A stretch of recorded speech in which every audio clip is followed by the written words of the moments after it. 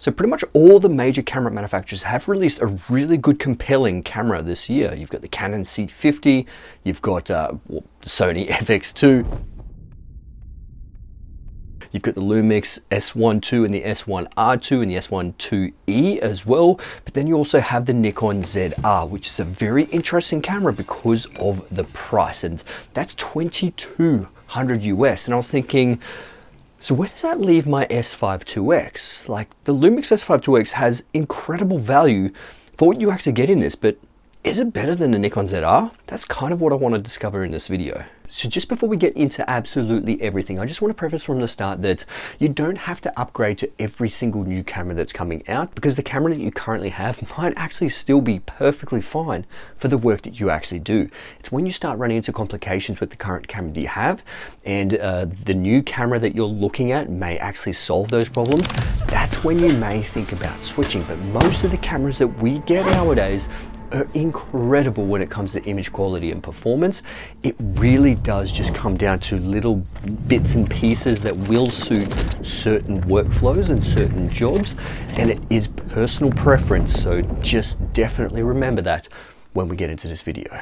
Now, the reason why I wanted to put my Lumix S5 IIX up against the Nikon ZR is the value proposition, because the S5 IIX goes for about $2,000 US new, whereas the Nikon ZR is $2,200 US new, whereas these are fantastic budget full frame options right now that offer you pretty much the best features you can get at this kind of price range, or even higher in different price ranges. Now, I do have to preface as well that budget is definitely up to the individual, because budget, I mean, what does budget mean? Is budget $1,000? Is budget $2,000? In the camera space and in the full frame camera space, budget $2,000 to $2,500 is technically budget. When you start going a little bit higher, that's when you start going obviously into the mid-range, and your $3,500, $4,000 cameras are kind of like your higher end range. And then you have your $10,000 and $20,000 cameras that are like the professional cinema cameras that are very high budget. So budget is definitely individual, but I'll definitely call the S5 IIX and the Nikon ZR budget in the camera world. Now, when it comes to the image quality between these two cameras, I mean, they're going to be very similar. Now, yes, Nikon does 6K at 60 frames per second, and you can also do NRAW, ProRes RAW, but then the new R3D NE RAW as well. Now, that R3D RAW is a 12-bit codec. It's not like the 16-bit codec that you do get in pretty much your RED cameras, but it has that RED color science. So it could be a fantastic A camera or even a B camera to someone who has a RED camera. Now, if you are looking at the H.265, you can do 5.3K up to 60 frames per second, or 4K at 120 frames per second, but that 4K has a 1.5 times crop. And if you do want to see the rest of the codecs, I do have a full review of the Nikon ZR on this channel. But when it comes to recording frame rates in the Lumix S5 IIX, you still have that ProRes RAW. You do have to record into an external drive or an SSD to give you that ProRes RAW, but it can only do 6K at 30 frames per second. And if you do want 4K at 60 frames per second, you do have to go into an APS-C crop. So that is a massive difference between this camera and the Nikon ZR, because the Nikon ZR can do that all in camera to a CF Express Type B card, but then you still have your H.265 modes as well. So in terms of the frame rates and resolution, you're obviously going to get better out of the Nikon ZR. Now look, when it comes to the images, looking at them side by side, you're not going to be seeing too many differences. Obviously, the colors will change depending on which codec you're going to be using in the Nikon ZR, the H.265, ProRes RAW or ProRes HQ, or the R3D codec have slightly different color sciences. Specifically, the R3D and the Nikon color science is definitely different. And obviously the R3D codec is incredibly sharp and incredibly detailed. It definitely is the best codec to use in the Nikon ZR. And it does give you just a little bit more flexibility when it comes to shifting the colors, the highlights, the shadows, just the whole image. You have so much more flexibility over a H.265 codec. And look, if you really are getting bad images out of either of these cameras, you're going to have to look, unfortunately, at yourself. These cameras are incredibly capable. You need to upskill your level to be able to get great images out of any camera. It's just the Nikon ZR has that R3D NE, which is a 12-bit codec RAW internal, which gives you more flexibility to make the images look how you want them to look. But once again, there is nothing wrong with the image with the S5 IIX. But there's one massive factor that I love about the Lumix system is OpenGate recording. Now, at the time of this video, the Nikon ZR doesn't have OpenGate recording. Sony don't do OpenGate recording, and Canon just came out with that C50 with OpenGate recording. Now, I don't want to dive too deep into OpenGate recording and what that does and how useful that is. I've got a full video talking about that and how it's going to be affecting you when it comes to framing for, 9x16, 16x9, all the social media content, all those kind of things. So check out that video if you want. But having OpenGate for some people who do that social media content could be an absolute game changer, because you can film in your OpenGate 3x2 sensor and be able to film in just horizontal mode and still get your 16x9 and your 9x16 crops. But if we start talking about stabilization, I know Lumix fanboys and Lumix shooters are going to chime in on this one, and I have to agree.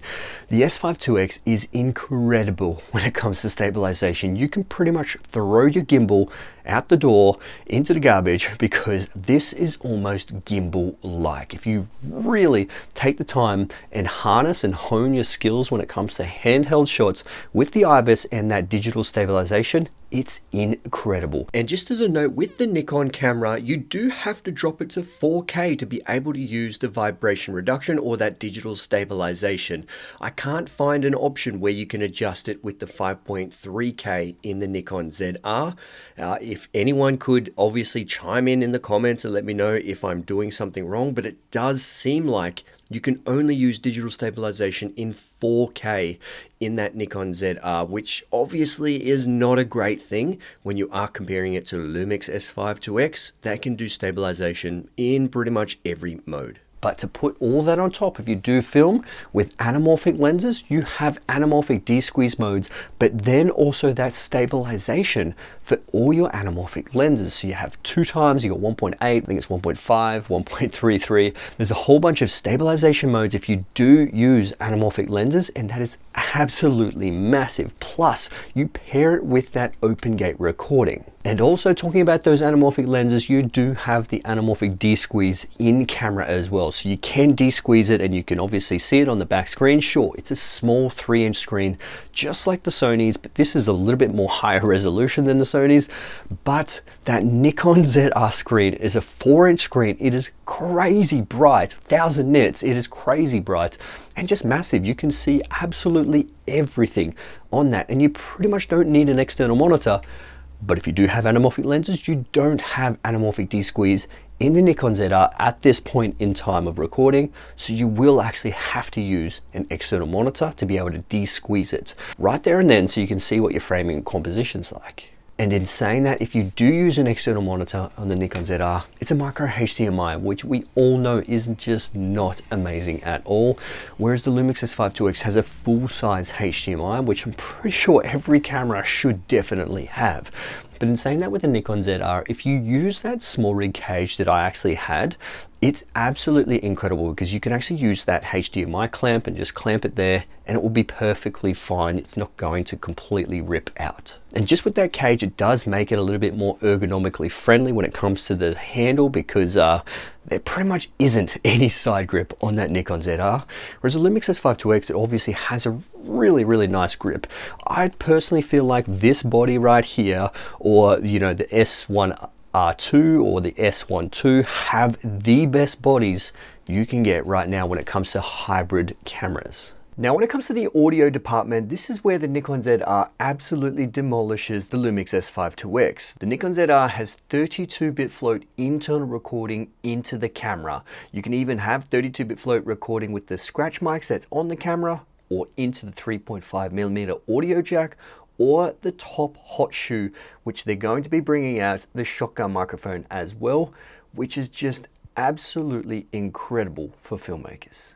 Now, if we do talk about overheating with these kind of cameras, I mean, I don't think I've ever heard a lot of people complain or talk about overheating on the S5 IIX, which is pretty amazing. But also, in saying that as well, this has an inbuilt fan, whereas the Nikon ZR doesn't have active cooling inbuilt fans. It only has passive cooling, but when it comes to that passive cooling in the Nikon ZR, I mean, no one has had major overheating issues, which is pretty interesting what they've done when it comes to the passive cooling in that thing. But if we are talking about reliability, I mean, we do have to wait until the Nikon ZR gets into my hands and gets into other people's hands for long testing to see if it's going to be good in the long run. But the S5 IIX is definitely proven in that case.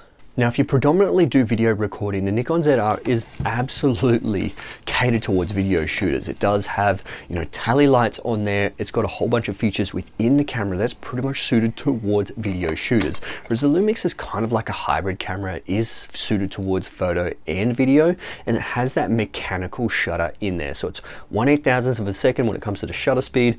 And we all know with mechanical shutters, you're not going to have banding issues in inside shots, whereas the Nikon ZR has an electronic shutter, so it's not going to be amazing for indoor shots. So now when it comes to the lenses, this is the interesting fact, because the L-mount Alliance is growing with third-party manufacturers, and they're starting to grow that L-mount set of lenses. Whereas when it comes to the Nikon Z lenses, there isn't really too many, but yes, there are a ton of third-party companies that's making Nikon Z mount lenses. But if you are like me and you have the Megadap adapter, you can actually adapt all your Sony E-mount lenses and still use autofocus absolutely perfectly fine. So that's a massive win for that Nikon system and the Nikon ZR. And when it comes to the autofocus performance on this Megadapt on the ZR, it's pretty amazing. I've actually got the Sony 50mm f1.2 lens on here, so you can see wide open at f1.2. Object tracking is pretty much on Sony level. I do feel like Nikon has caught up to Sony, and it's pretty amazing when it comes to this autofocus and object tracking. You can see here, face detection works incredibly well as well, and then it sticks to the object like glue. And this is a big game changer for current Sony users who potentially want to utilize the Nikon system. So my friends, let me know in the comments below, what would you do? Do you still have the Lumix S5 IIX and you're gonna stick with Lumix? Have you gone the S1 IIe and the S1 II or the S1R2? Or are you thinking about buying, or have you bought the Nikon ZR system? But I'm just excited for the cameras that we're getting nowadays, because it's only going to help us as the consumers in the long run. And I love that Nikon and Lumix are really pushing the boundaries and giving us absolutely everything they can in the cameras for a fairly affordable price. So thanks for watching, my friends. I'll see you guys in the next one. All right, let's get it.